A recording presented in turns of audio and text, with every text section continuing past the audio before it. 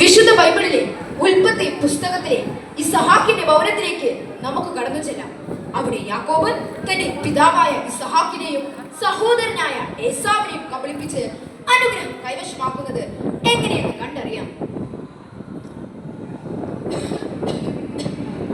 ഏസാവേ മകനേ, ഏസാവേ. ഇതാ പിതാവേ, ഞാനിവിടെ. അങ്ങ് പറഞ്ഞാലും മകനേ, ഞാൻ വൃദ്ധനായിരിക്കുന്നു. കണ്ണിന്റെ കാഴ്ച ശക്തിയും നഷ്ടപ്പെട്ടു. ഇനി എപ്പോൾ മരിക്കുമെന്ന് എനിക്കറിയില്ല.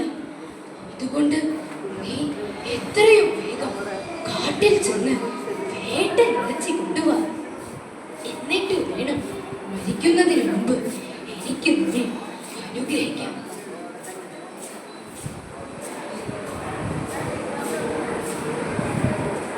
യാക്കോബേ, മകനേ, യാക്കോബേ. എന്താ മാതാവേ? മകനെ, നീ അറിഞ്ഞോ? നിന്റെ പിതാവ് കടഞ്ഞൂൽ അവകാശം നിന്റെ ജ്യേഷ്ഠന് കൈമാറാൻ പോകുന്നു. എന്റെ മകൻ അത് എങ്ങനെയെങ്കിലും തട്ടിയെടുക്കണം.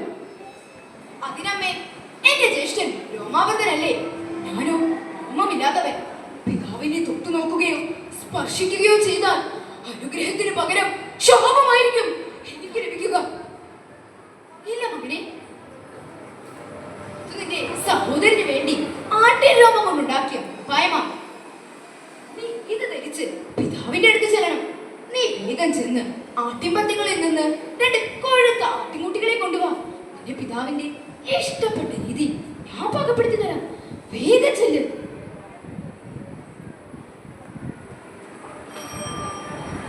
അപ്പാ, അപ്പാ, നീ ആരാ മകനെ? ഞാൻ അങ്ങയുടെ കടിഞ്ഞൂൽ പുത്രനായ ഏസാവാകുന്നു പിതാവേ.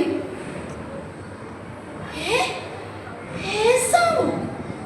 നീ ഇത്ര വേഗം വന്നു? ഈ ഏസാവ് തന്നെ. നിന്റെ രക്തം ഞാൻ തിരിച്ചറിയുന്നു. ആകാശത്തിന്റെ മഞ്ഞും ഭൂമിയുടെ ഫലപുഷ്ടിയും ദൈവം നിനക്ക് നൽകും. രാജ്യങ്ങൾ നിന്റെ മുമ്പിൽ മുട്ടുമടക്കും. നിന്നെ അനുഗ്രഹിക്കുന്നവൻ അനുഗ്രഹിക്കപ്പെടും, നിന്നെ ശപിക്കുന്നവൻ ശപിക്കപ്പെടും. അപ്പാ, അപ്പാ, നീ ആരാ മകനെ? ഞാൻ അങ്ങയുടെ കടിഞ്ഞൂൽ പുത്രനായ ഏസാവാകുന്നു പിതാവേ. ഇതാ അമ്മയോട് ആവശ്യപ്പെട്ട വേട്ടയിറച്ചി. ഇതിൽ നിന്നും ഭക്ഷിച്ച് എന്നെ അനുഗ്രഹിച്ചാൽ.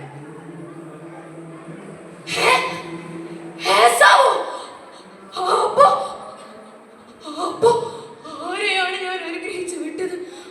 ആരാണ് എന്നെ വഞ്ചിച്ചത്? മകനെ, ഞാൻ ഇനി നിനക്ക് എന്തു നൽകും? അങ്ങനെ പറയരുതേ അപ്പാ.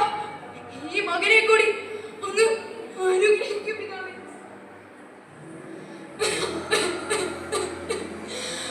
ആകാശത്തിന്റെ മഞ്ഞും ഭൂമിയുടെ ഫലപുഷ്ടിയിൽ നിന്നും നീ അകന്നു നിൽക്കും. നിന്റെ സഹോദരന്മാർക്ക് നീ ദാസ്യവേല ചെയ്യും. എന്നാൽ സ്വതന്ത്രനാകുമ്പോൾ നീ ആ മുഖം തകർത്തു കളയും. ഇത് ചതി. ഈ ചതി ഇവിടെ അവസാനിക്കുന്നില്ല. ഇതുപോലെ ധാരാളം ചതികൾ നമ്മുടെ സമൂഹത്തിൽ തുടരുന്നു. പുതുതലമുറയായ നാം ഇതിനൊന്നും കൂട്ടുനിൽക്കാതെ നല്ലൊരു തലമുറയെ വാർത്തെടുക്കാം. നന്ദി.